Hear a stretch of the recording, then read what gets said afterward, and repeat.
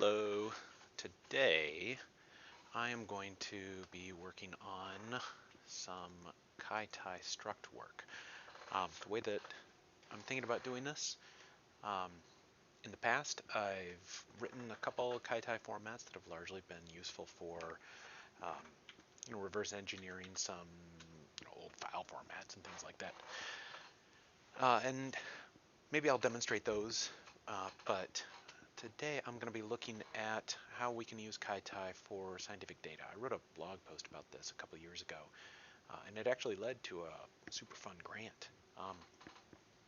But today I'm going to take a look at all of that. If you don't know what kaitai is, it's a declarative language for data formats. I'll show a couple examples of how one might do it. It allows for a fair bit of um, customization and things like type length value, switching. Anyway, let's take a look at how this is going to go. My first thought is that I'm going to work on exploring the performance of the current gadget format that I wrote up in kaitai struct. But I think I'm also probably going to, spend a little bit of time trying to translate some of our other data file formats in YT into it. Yeah. So let me go ahead and I'm going to get started.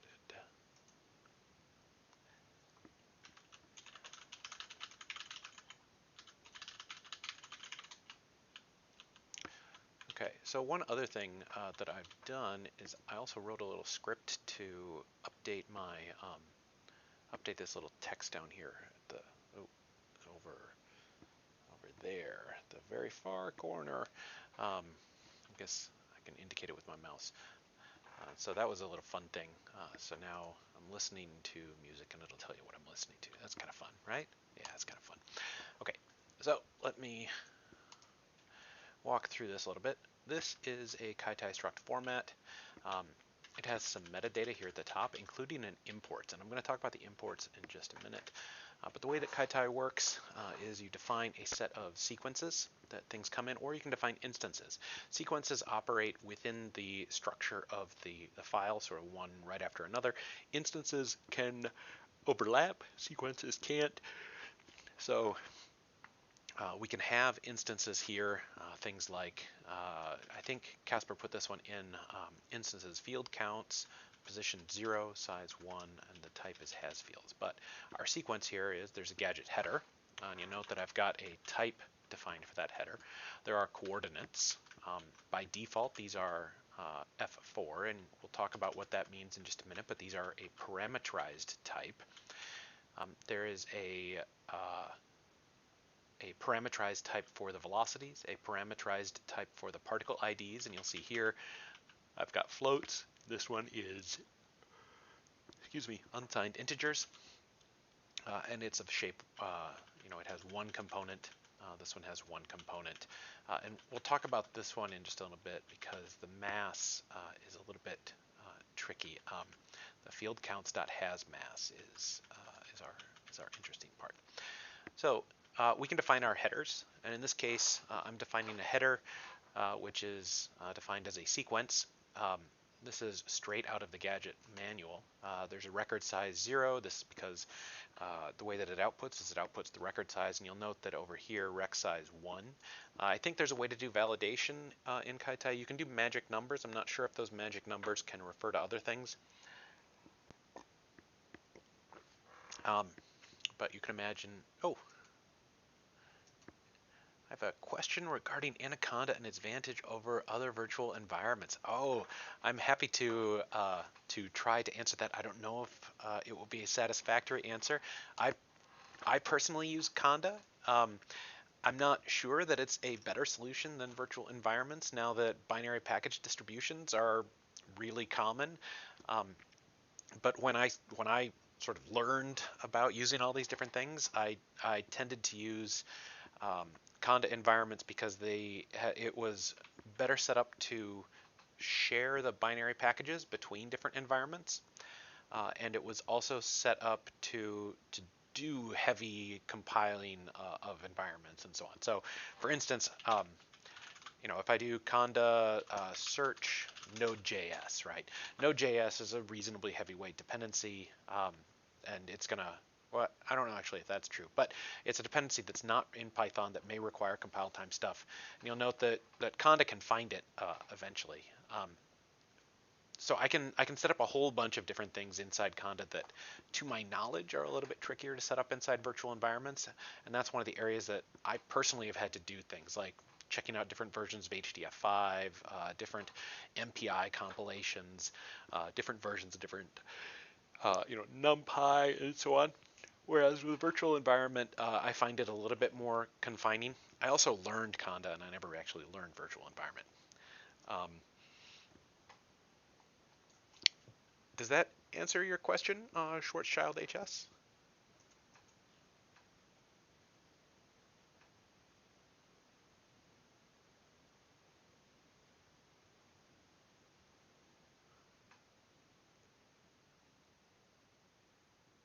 Okay. Oh, good. Glad to hear it.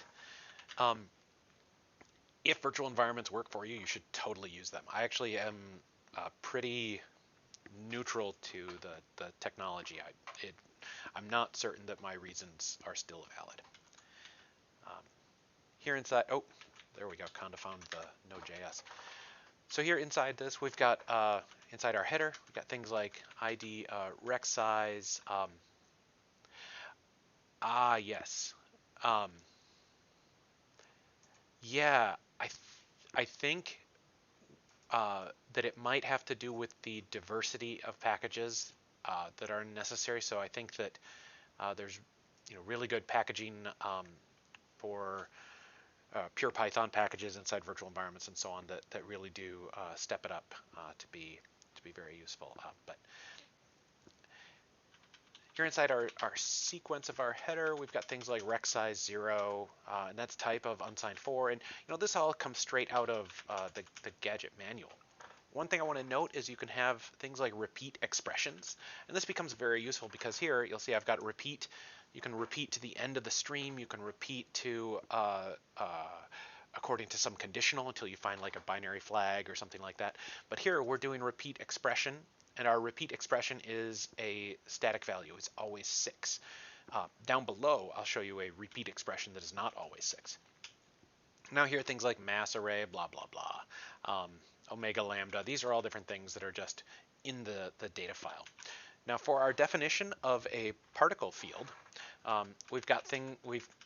this is a type that is parameterized, so it accepts arguments for the field type, which is a string. And if we look, here, let me pull this up. Oh, you know what? Let me do it vertically. If we look up here, you'll see this is a particle fields, and our very first argument is F4. And we'll see what that does in just a moment. It has components, so that is the number of components. So for things like velocity, for instance, or coordinates, there are 3 components, x, y, and z. And then there's has field, whether or not this field actually exists. Or rather, whether or not it exists for the different sets of values. And that allows us to say that, for gadgets specifically, if all the particles are of constant mass for a particular particle type, it doesn't output the mass. It doesn't output, 128 cubed of the same value over and over, right? It just outputs, it just skips over that because it can grab them from a static parameter. And so that's why we specify this set of Booleans. And now for our actual sequence values, when we're reading in those particle fields, we read in our magic number, which is matched here at the very end, and then we have our type field, once again parameterized. This time we say which is our index, how many components, which comes right out of here, the field type comes right out of here, and then whether or not that field actually exists. And so if we look down below here in our definition of the field, it has this parameter has field, and it only actually exists if that parameter is true. This is one of the fun conditional things. So we've now set out that we're reading in a whole bunch of bytes. Those individual bytes are later are what we call an opaque type, so we'll be able to snag that at a later time. But it just reads them in whether where they exist and skips them where they don't. If we look down here, our has fields, this is a type, and we can look up here at field counts. This exists position 1, size 1. That's just an instance to compute. And whether we allow for this to exist or not, it always exists. If it exists for everything, then it's always true. If it exists only if something is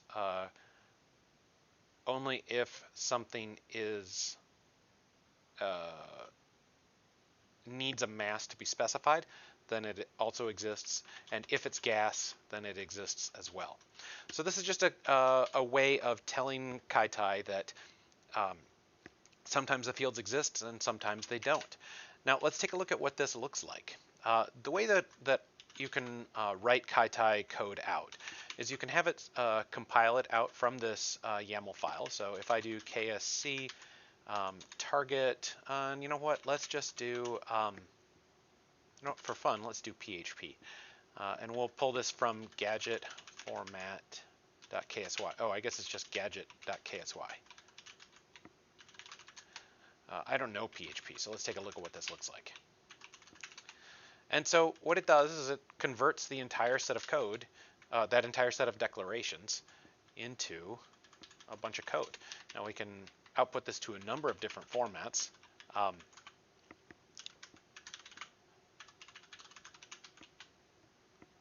Let's take a look at this one, and you'll see that it outputs our array buffer.py and our gadget format 1.py, because the array buffer.py gets imported. And the code looks like this. Now, there are some issues with this in the sense that if we look over here, it's doing a whole bunch of reading, and in fact it does a bunch of reading 1 byte at a time. That's not super duper efficient if you're interfacing directly with the files, because you're reading a small amount and then stopping, reading, stopping, reading, stopping. Oh, excuse me. But it's not, well, maybe it is, I don't know if it is the worst or not, but it's not so bad. Because we can wrap a bunch of it inside opaque buffers. So down here, you'll note that when we actually read in a field, if it exists, it reads the entire thing in. It reads in all of it at once. So it's one long strided read. This all depends on the kaitai runtime, so kaitai struct here. We can also visualize these things. Now, let me pull that up. I gotta pull up a data set so that we can take a look at that. Let's see, what's a good one? Gadget Disk Galaxy? That's an HDF5. That's not gonna work. Let me see, where's a good one? There we go. So we can do this using a Ruby library that they have called KSV. What KSV takes is it takes the file to parse. So in this case, I'll specify this gadget snapshot. And then it takes our KSY file. So we pull this up. It does all of the reading and the I/O, and you'll see that here it allows us to visualize this. So we got this gadget header end part. You'll see here are a number of particles. We could also we could specify an enum here so that we can match the various different types. But you'll see some of these have masses and some of them don't. But we can go through the entire header and look at that, and we can see the number of particles. Remember that for gadget, things can be output across multiple files. So there's end part and end all. Oh, excuse me. And there's a bunch of unused values. I'm actually not sure if those are unused or not, but I don't know what they are. So here's our magic number. You'll see that the magic number is validated there at the end. We've got these different fields. So field 0, field 1, field 2, field 3, field 4, field 5. And if we look up here inside our gadget header, we see we've got particles of type 1 and 5. So let's take a look. So coordinates. Are there any in 0? No, it has an empty buffer. Oh, and that's another thing I should mention. Over here on the right, it shows the hex and then a representation. Oh, yeah. So I did not explicitly set it up, but that is what is called the tab completion. So I use ZSH. And ZSH, or the Z shell, comes with a whole bunch of tab completions. And it also has, it is extensible. So for instance, I use the command GH a lot. I have in my ZSHRC tab completions for GH. So if I do, oh, I thought I did.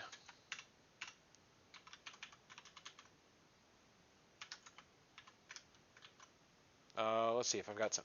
So when I hit, so ZSH will automatically tab complete. So will bash. There are different behaviors for it. So I think the one you're specifically asking about is when I type a partial value that might be represented, it does, and I'm not sure if it's visible here just because of how my terminal is set up, but it first shows the stem that matches, and then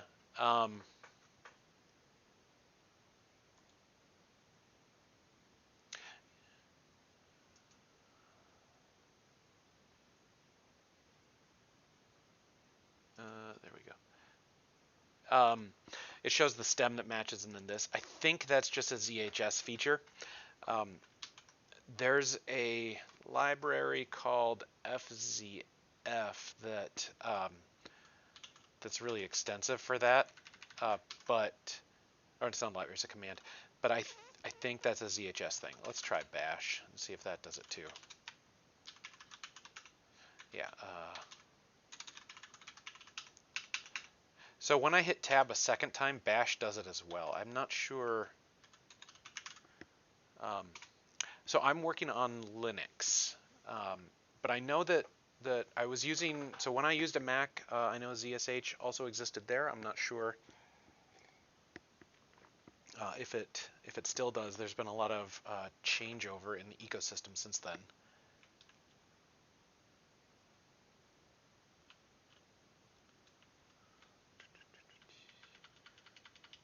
So why don't you should try that out. Oh, yeah. So I used to use Bash, and you can do a lot of cool stuff with Bash. And then I switched to ZSH, and I forget exactly why I switched. But that was also a long time ago. I'm not sure I can find that out, but it must have been 10 or 12 years or more ago.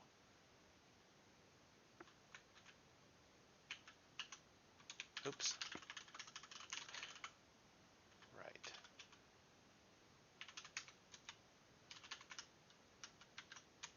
Right. So we can look in here, and over on the right here, you'll see all these different hex values. I'm going to show the Kaitai Web IDE in just a minute, which is pretty rad, and I'll talk about something that I've been working on recently with Kaitai as well. Oop, this one crashed.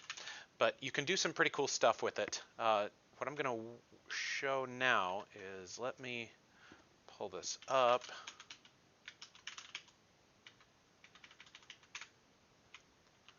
So the Kaitai Web IDE is pretty rad. So let me see if I've got gadget. I do. Awesome. Okay. So let me pull this up. So this is the exact same thing.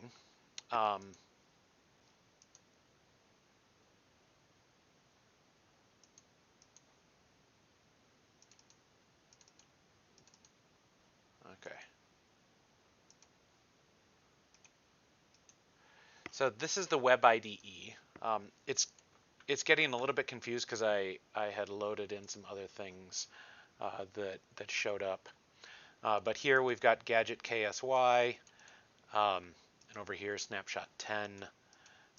Let's see. First argument to data view constructor must be an array buffer. Yeah, I'm not sure why that is. Let me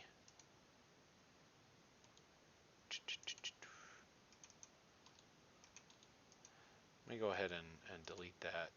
I'm also going to delete gadget.ksy. Let me upload a new one.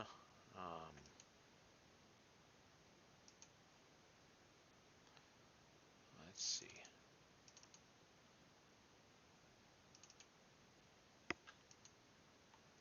Yeah, I guess I'm getting a parse error here. First, I'm not sure what's going on with that, but you can see the web IDE is actually really great for doing development of these different things. You can see over here, this is the hex viewer, which I've recently ported to Jupyter Lab, and down here there's a bunch of different encodings of it and stuff. So you can go through here and see what the different values are. You can also do selections. If you have a working KSY file, you can see the compilation in a tree. Let me pull up something here to see if I can dig that up. So recently I was trying to parse a resource file. All right, I might as well show this. So I do a fair bit of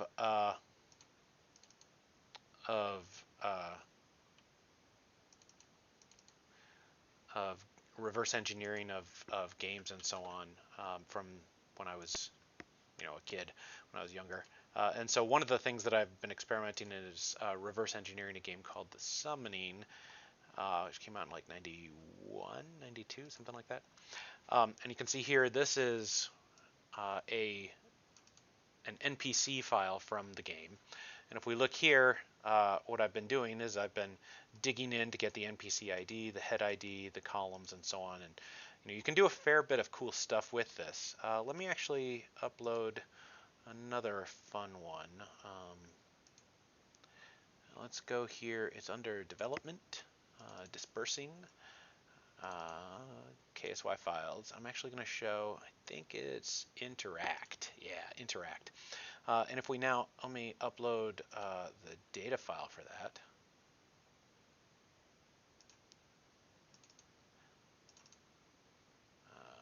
There we go.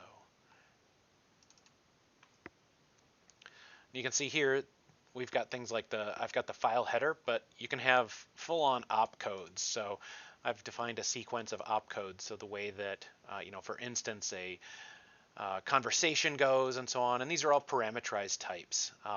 So we can look in here and see an NPC interaction. This is the NPC name is disk. It has a sequence. Here's the start conversation, the conversation information itself, so it receives a keyword. It's got different arguments to it. So the way that all these different NPCs operate. Here, let's go back to NPC 21. This is Errol Mitterist, Steel Smitterist, Thorfinn Iron Fist. Yeah. Oh, that was one fun thing I discovered was that, and look over here, you can see these different things. You can, some of these old DOS games, they didn't clear out the memory before they rewrote. So Steel Smiter was written to memory right after Thorfinn Iron Fist. They use a fixed width text field that is 0 delimited. So here, this is the 00 to delimit it. But they overwrote the memory in between writes to disk during the packing. So everything after that 0 delimiter inside this fixed width text field was occasionally carried over from the previous one. Anyhow, I'm getting far off here, except to say that there are all these different ways that you can do sequences of unknown length, sequences that hop around in a file, and so on and so forth. And that becomes extremely useful when we're dealing with data sets, not exactly like Gadget, but a little bit different in the sense that maybe they have a fairly complicated set of inputs and outputs and parameters that go into each routine. So imagine that you've got a file format that writes an octree. The way that it might do that is it might write cell after cell after cell, and it might have a, like a flag bit or something like that. And if there's a flag bit, it might go, might be doing a depth first recursion. So it might then immediately go to the next one. You'll need to have something in your I/O that reads that, looks for the flag bits, and if instead of having if any of them are flagged, it immediately reads a record that is variable in a different direction. So, otherwise it'll have to cascade back upwards. So being able to do things like that, looking at these different opcodes and identifying where things happen, can be extremely useful in that sense, particularly for data that is a little bit irregularly structured. So what I wanted to do today, before I got, I guess, really into this notion of walking through what kaitai does, is I wanted to take a look at if we could convert one of the YT readers for an octree data format into kaitai. So if I look at this particular data set, so this is a you'll see that I use Vim key bindings for this. So when I hit Control A, sometimes it doesn't totally flip out, and so then I'm pressing my Vim key bindings like J a bunch of times or K a bunch of times in order to scroll up and down, but they don't go in the right direction. So if we were to try to parse, say, a Ramses data format, I'm going to go ahead and copy over particles output 1. I'm going to copy over AMR output 1. And let's also copy over hydro.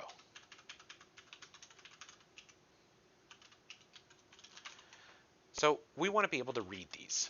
I'm going to go into the YT source code and take a look at how we read these inside YT, so that we can see where we might want to go with them. Now, a lot of this stuff was written. I wrote some version of a reader for Ramses data many years ago, and then Corentin Cadu actually completely rewrote it in a super fast and performant way. I doubt very much that we'll be able to reach that level of performance here, but we can experiment with at least finding, using it as a browser for the data. So let's take a look at how we might do this. We've got this read AMR function, and this is written in Python. And again, this is designed by Corentin. So we're going to start by writing a Ramses. Let's see, what's the name of the file that it's going to want?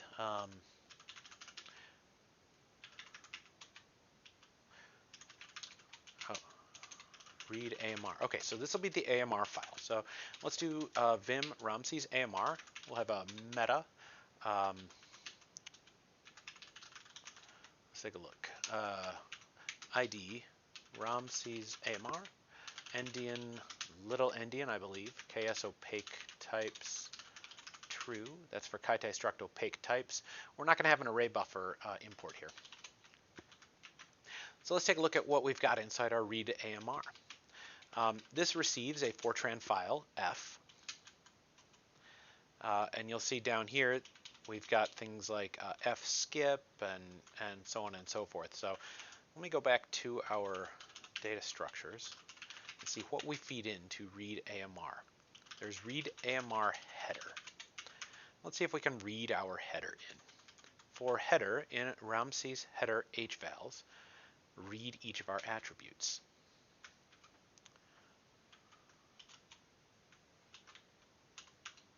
So let's take a look at our Ramses header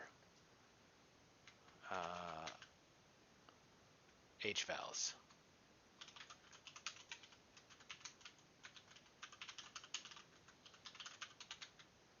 Okay, that's in definitions. Oops, that's not it.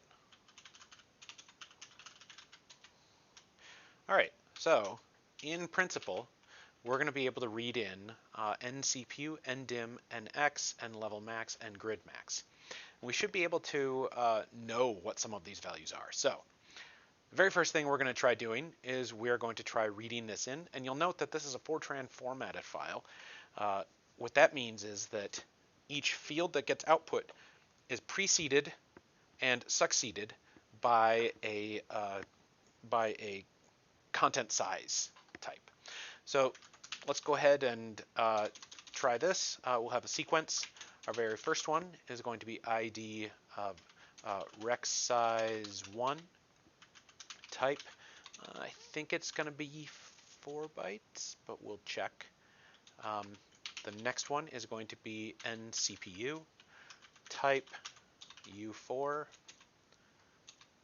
and then ID rec size 2 type U4. So I'm running out of space here. So let's go over here.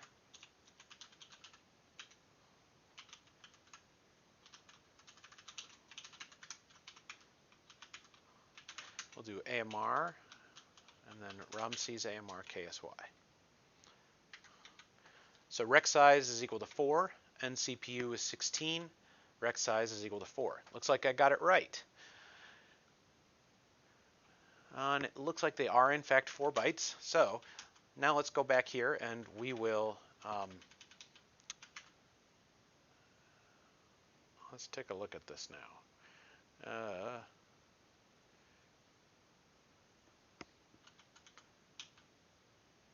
We're going to have sequence ID header type Ramses header. And now let's define a type. Our type here will be Ramses header. It's going to be composed of a sequence, ID rec size 1 type U4,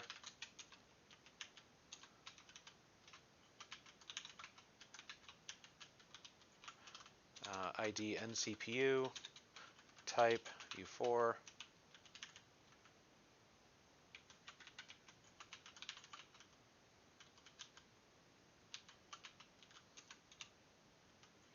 ID rec size 2 type U4. All right, so now we're starting to see that this is going to be kind of irritating, right? So let's add another type, and this type will be Fortran record.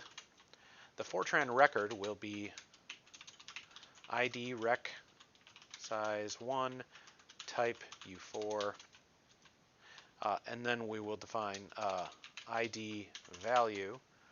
Type will be something that we pass in, so we'll just ... that for now. And then we'll have rec size 2. So we want to come up with a parameterized type here. So let's take a look down here at how we do a parameters. So down here, let's do params. ID, we'll say record type string. ID will then be, actually I think this might need to be a type, but I'll have to look that up in just a minute. Our ID for this is going to be our record, repeat expression, repeat count. This will be num records type U4. And then the final one, actually that's all we need. So now down here we've got ID value. Type will be record type. This will be a repeat of expression.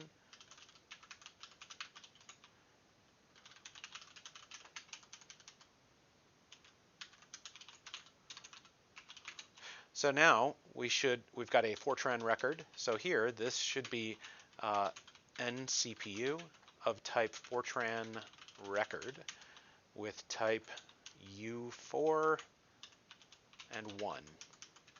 So let's see if we can still view it. I might have had my types wrong here. Unable to access U4.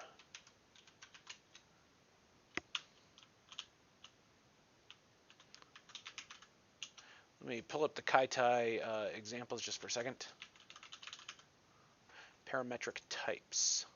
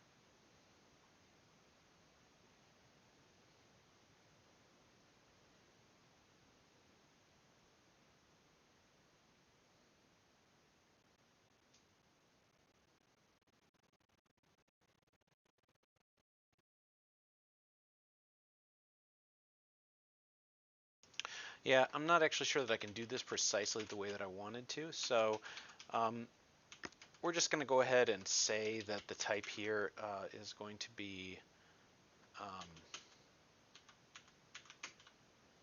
we're not going to specify record type, we're just going to specify number of records, and we'll just assume that it's all used for now. We'll come up with something a little bit better later.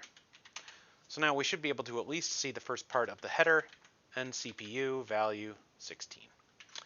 All right. So now we've got this. We've got our nCPU. Let's do ndims.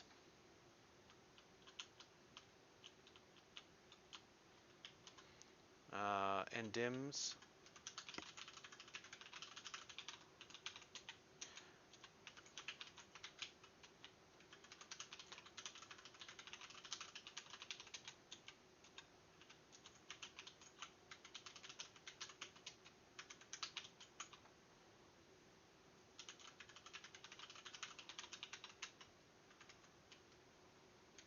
So let's go ahead and we're going to duplicate this a bunch of times. And level max and grid max. This one is n boundary and grid current. This one is going to be boxlen, and that one's not going to work because it's in double format, but we'll work around that. And out, Fortran record of size 3. All right, so let's take a look.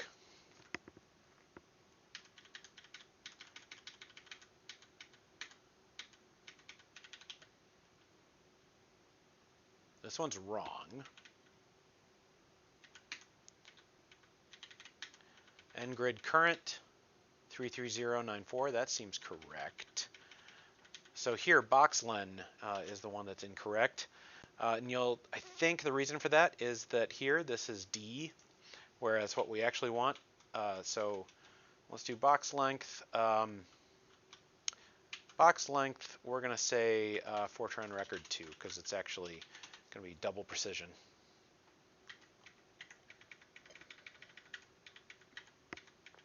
Yep. Now, if we were to convert this into, so we can do this by, let's take a look at what that would be were it to be in, do import numpy as np, np.array, dtype is equal to u2.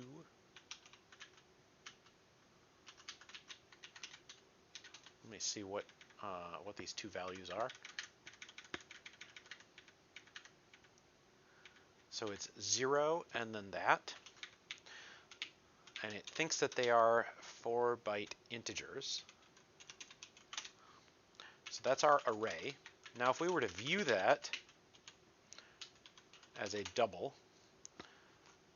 you'll see that it comes out to exactly 1.0. And that's exactly what we would expect. The box length for this particular simulation is 1.0. So if we were to force this, if we were to reconstruct all those bits in the right order and then say instead of looking at them like two 32-bit integers, look at them as one 64-bit double, what is the value? We get back 1.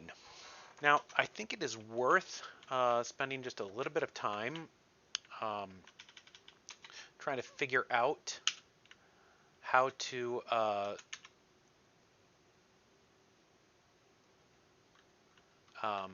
specify the type in there, but I'm not totally sure if that's possible. So one thing we might try out instead is for this particular case, let's go through here and we'll have a Fortran record for integers. What? Hold on, let's see. Is it possible?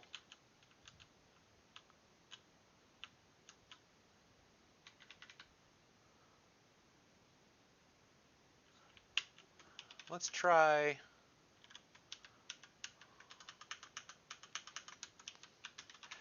Let's have another parameter here because we can specify ID this record type. Type, we'll say struct. Let's see if that works. Value, type record type. And now we'll go through here.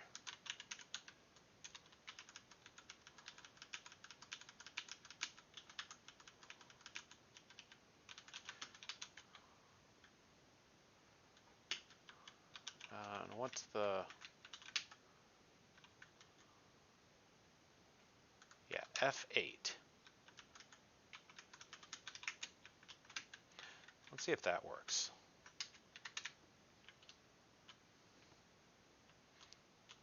Unable to access U4.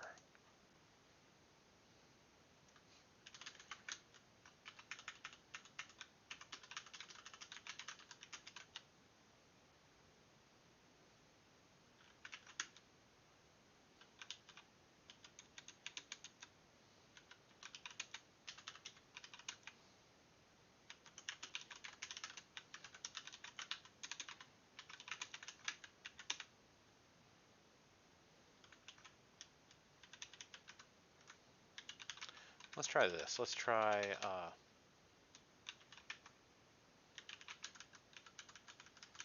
prefixing it so that we're actually specifying a parametric type.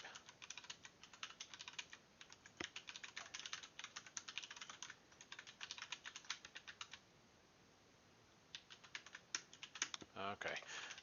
U4, we'll change that to KSU4. F8, we'll change that to KS F8.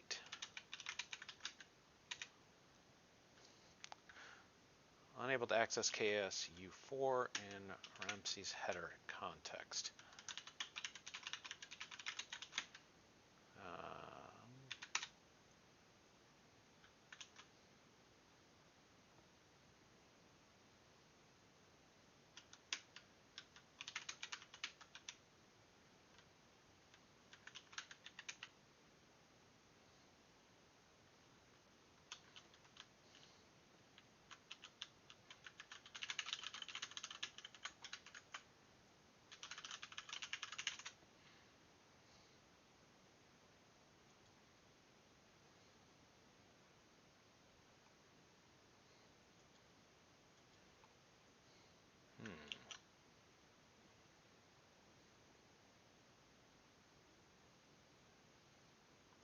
You know what? I just remembered the right way to do this. I've done it a bunch of times before. All right.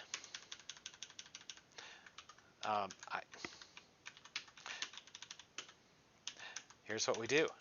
Type is actually going to be switch on, and we'll say record type. This is going to be a string. Cases. This is going to be U4.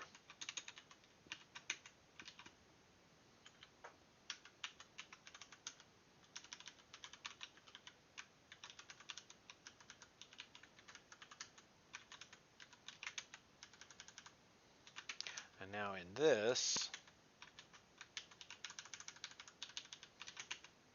we're going to say comma is going to be replaced with comma and a quote. And we're going to say all of our close parameters are going to be quote close parameter. So now it's actually switching based on a string. So we can look in here. Our value is still the same because it's a record type of U4. If we look down here at boxlen, the value is 1.0 because it's switching on that string once again.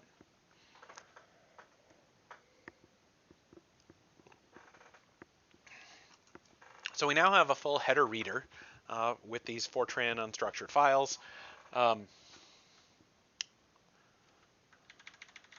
our nout 7781. Okay, so now let's move on to the next stage. So, Ramses headers. This will yield our headers. It read every single one of them. It's then going to skip two, which are head L and tail L, but we'll go ahead and read those.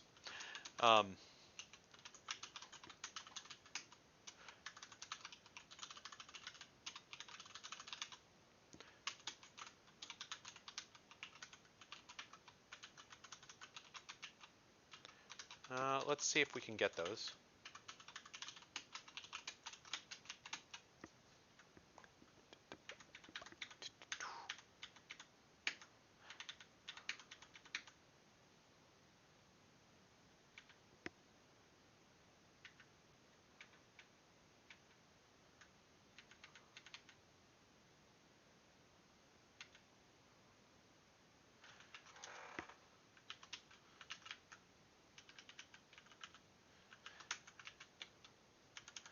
So let's add a new one.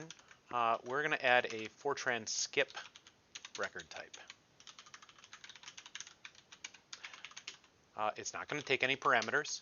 Instead, it's going to be a sequence where the very first entry in the sequence is the record size 1. It's going to be a type U4. The second one is going to be contents. Size, rec size 1. Thank you. You too. Have a good one, Short Child HS. And then we'll just have this rec size 2 here at the end. And hopefully they'll all be the same. So here under head L, this will be a Fortran skip. Same for that one.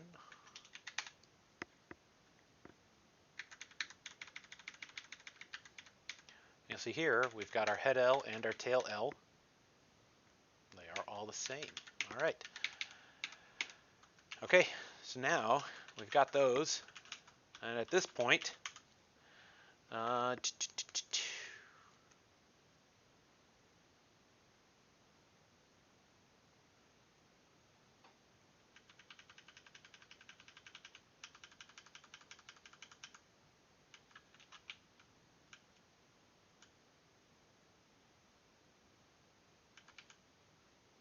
so now it's going to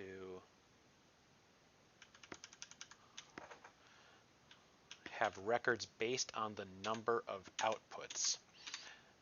So we can actually modify that, or we can actually utilize that as input here. So let's go over here.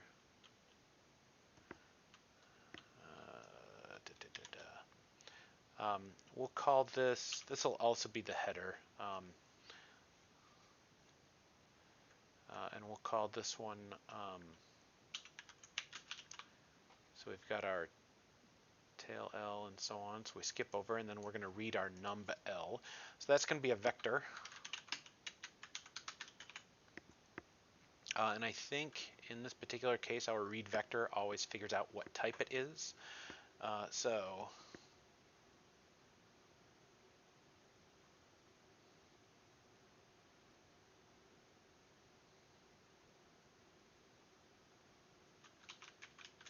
we're going to add a new Fortran type.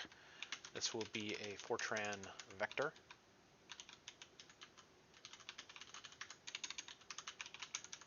The parameter, it's going to not take that. It's just going to take the record type. rect size 1 ID value. Repeat expression is going to be rec size 1 divided by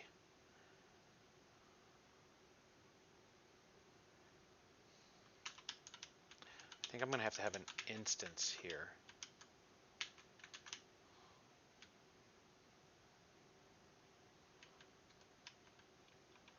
So let's add instances.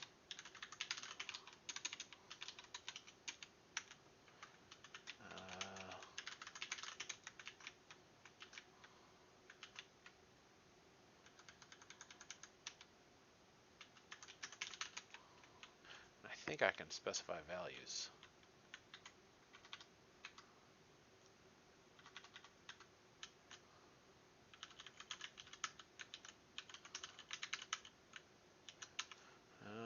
There might be a way to get the type size.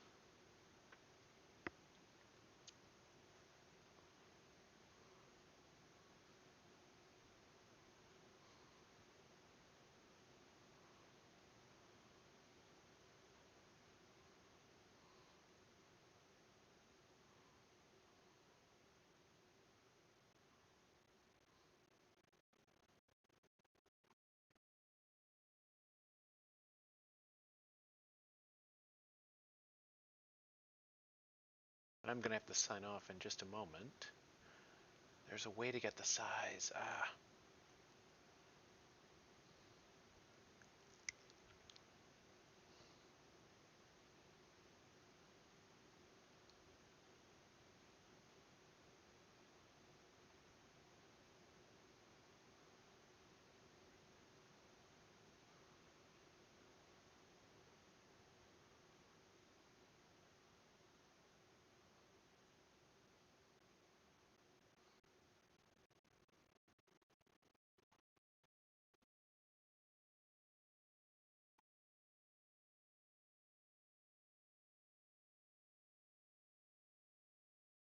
Maybe, all right, maybe I can do it this way. If I specify Fortran vector, parameters record type, sequence here, and instead of repeat, we do size, rec size 1. That might do it. So now,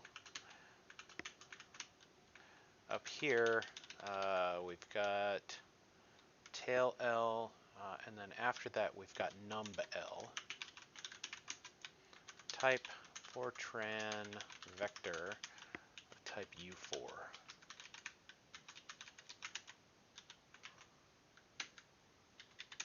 Let's see if that works. I'm not sure that it will because we're mixing size with these different things, but yeah. I also might be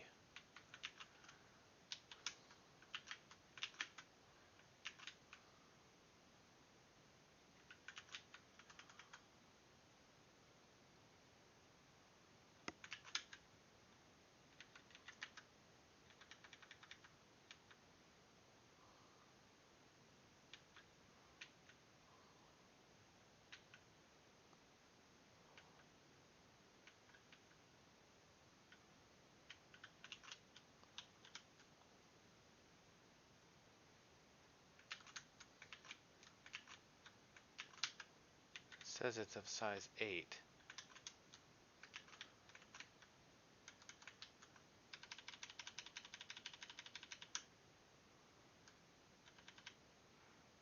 Right.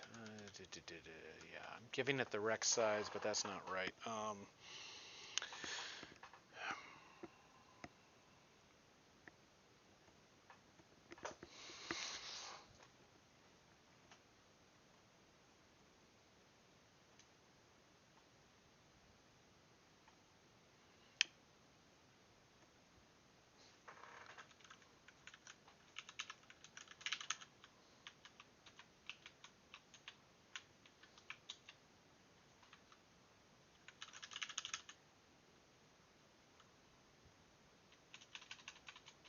I think I might be able to do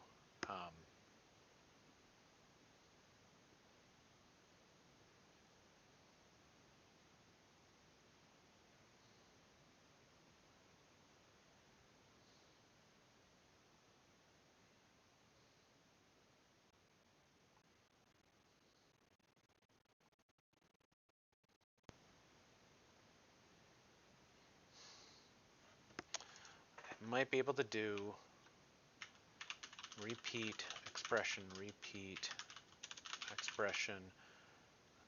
rec size 1 divided by size of